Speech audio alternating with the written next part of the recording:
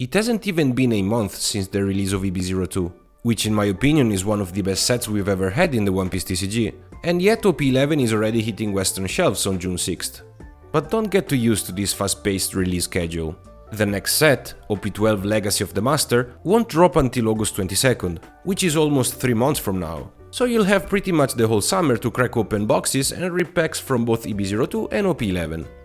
Now, with all the hype surrounding EB02, the big question is, can OP11 live up to those expectations, or will it end up being a letdown? Well, if you want to find out, stay tuned, because in this video we're breaking down everything about the latest OPTCG set. From its theme and artwork to the new leaders, chase cards, and whether or not this release is really worth getting excited about. Hello internet and welcome to my channel, TCG Monkey here. First things first, let's answer the main question you're probably asking. Is OP11 a good set? In my opinion, it's going to be amazing. This set brings in new rarities, stunning artwork, and some seriously exciting chase cards.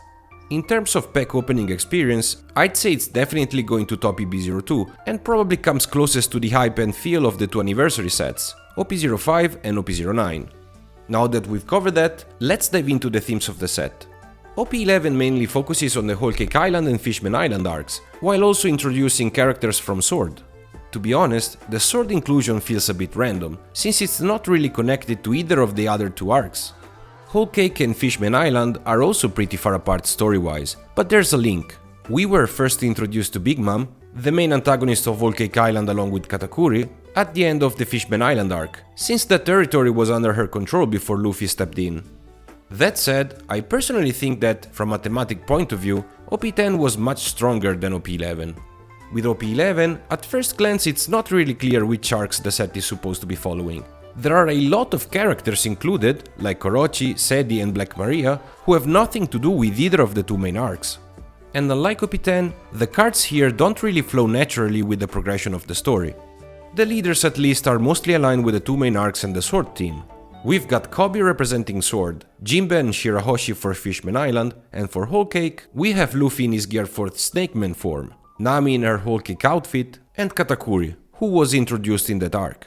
The alt art variants of the leaders this time have my favorite artwork style, a close-up of the character in the foreground with the old C-map background, which is iconic for the One Piece TCG. I think this is the best way to do leader alt arts. It clearly sets them apart from regular alt arts, and the same goes for the special rares, which I also love in this set and we will see later. One notable change with the OP11 alt art leaders is that the artwork isn't taken from Oda's original illustrations. Instead, each one is done by a different artist.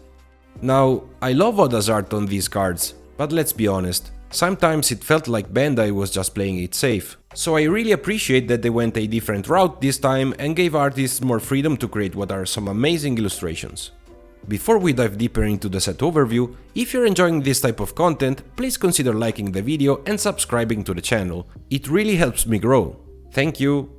The set kicks off with characters from SWORD and the Marines more broadly. We've got Smoker, Kizaru, and even former Admiral Zephyr, the main antagonist from One Piece Film Z. Kobe is the first leader introduced in this set, and the other SWORD members Kujaku, Dol, and Hibari all received an alternate art card along with him.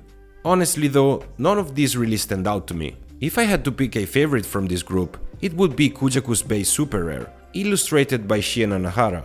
It beautifully captures the character's elegance, and I love the realistic seagulls complementing the scene. A nice nod to the marine symbol. Another standout from this early part of the set is the alt art Honesty Impact, an alternate art event card done in the same style as OP10's Divine Departure. It's essentially a direct snapshot from the manga, with added holo and visual effects. Some might call that lazy, including me, but honestly I still think it looks awesome. We circle back to Marines and SWORD characters later in the set as well, and 3 more characters received alternate arts. Kuzan gets yet another top tier illustration, probably the best one we've seen so far in OP11, with an intense close-up of him in action during the Marineford War. I don't know why, but somehow Kuzan always gets great artwork. He must be really loved at Bandai. Helmeppo, on the other hand, has what's probably the most forgettable alt art. It feels like he only got one because he's Kobe's sidekick. Garp, however, is featured in a very dynamic pose illustrated by the amazing Akira Gawa. Her work is always solid, and while this one is great, I'd say she's done better in the past. The second part of the set, as mentioned earlier, focuses on characters from Fishman Island. As usual, we get some fan favorites like Arlong, Jinbe and Shirahoshi, all of whom received alt arts. Jinbe actually got a second alt art in addition to his leader version. But just like with Kujaku, I personally think the base super rare illustration is stronger than the variant. It was drawn by Hayaken Sarena, one of my favorite artists in the One Piece TCG lineup, who has already delivered several incredible pieces. His style is perfect for portraying darker, more imposing characters, and this Jinbe definitely fits that mold. One of the most exciting things for me though is that beyond all the beautiful mermaids and members of Neptune's royal family, the set also features a variety of sea creatures. I absolutely love this, because I think one of the things that makes One Piece so special, aside from its amazing main and supporting characters and breathtaking islands, is the abundance of quirky and unique creatures that really bring its world to life. The third and final section of the set, though it makes up the biggest chunk, is focused on Whole Cake Island. That said, I don't think it offers many standout cards. The alternate arts here mostly feature the same fan favorite characters we've already seen in several previous sets. Of these, Nami probably has the best illustration. And what's nice is that it directly ties into her leader card, as both cards show her in the same outfit from the start of the Whole Cake Island arc, so at least there's that. I don't know what's your take on this, but I think that if they're going to keep giving alt arts to the same characters over and over, at least they could do something a bit more creative than the usual close-up of the character attacking or just standing in the front of a generic background. Cards like this Nami or Whitebeard, both of which are special rares though, not alt arts, feel way more interesting, especially for characters that are already so overused. I'd love to hear your thoughts on this. Are you happy with the current alt art designs, or would you prefer something different too? Let me know what you think in the comments. Two cards that are completely unrelated to OP11's main themes, but will definitely be huge hits, are the alt art events Gear 2nd and Gum Gum Red Hawk. Like the Honesty Impact event we talked about earlier, these are also snapshots taken straight from the manga, but they're way more iconic. My absolute favorite of the three is the Gear 2nd card. It might feel a bit redundant considering we just got a Gear 2nd manga rare in EB02. But it's still a great opportunity for collectors who missed out on that one to grab a piece of one of the most iconic scenes in One Piece. As for the secret rares in OP11, we've got Kobe and Gear 4's Snakeman Luffy, a fitting culmination of the Sword and Whole Cake Island themes. As usual, both come with an alternate art.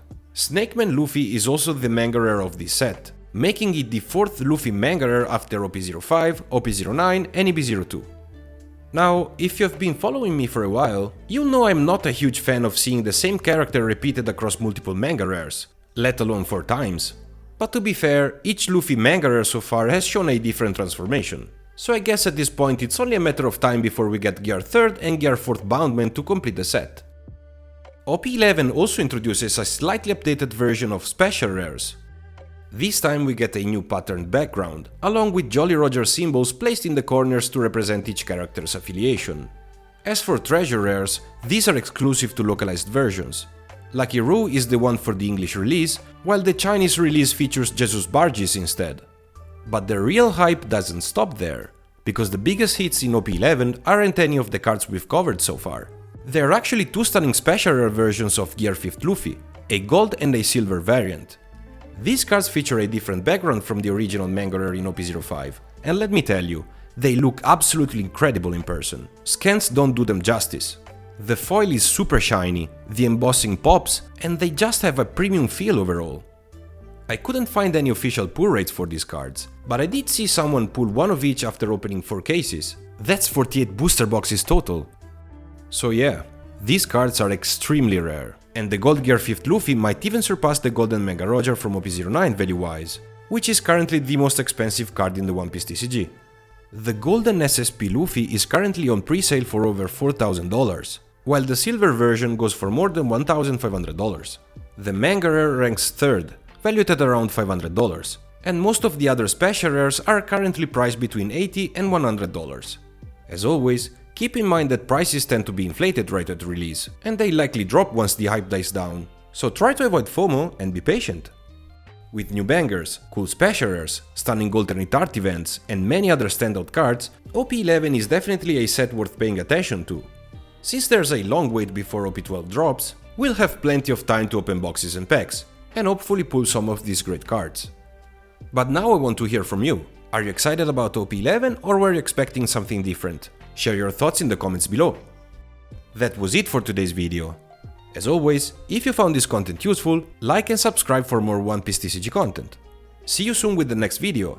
TCG Monkey out.